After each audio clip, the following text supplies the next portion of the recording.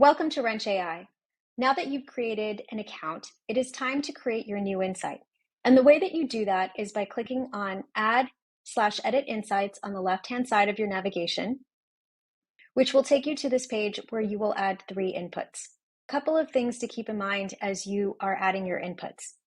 The campaign name should relate to your ultimate call to action.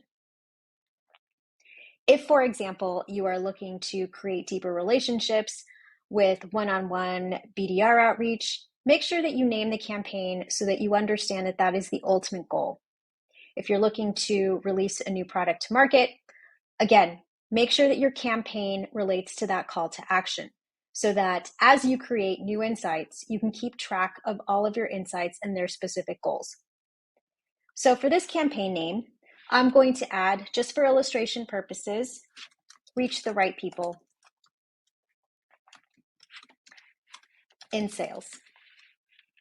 Again, you may want to be more creative with how you name your campaigns. This is just for illustration purposes. Just make sure that you're giving it some thought and you're not creating some random campaign name that you won't be able to remember. The second thing is we recommend that you create an insight that allows you to understand how your contacts rank in terms of affinity for your brand or portfolio of products.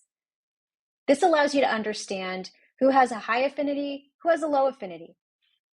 Even if folks have a low affinity for your brand, that doesn't mean you don't want to reach out to them. That just means that they may need additional nurturing. So we're going to click on Company Brand in the drop-down menu. And in the description, you want to add some language from your website, a data sheet, or a sales slick. And it's best to add anywhere between 50 to 200 words. So I'm going to go ahead and drop in a company description that I already had. And then the next step is to click Create. So the platform was able to ingest that information really, really quickly, which is why all of these fields are now blank.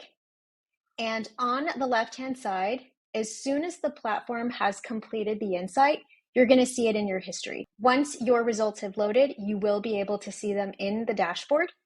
And over on the x-axis, we recommend you click on Over Time for your very first insight, and then click on your particular campaign once it appears in the y-axis.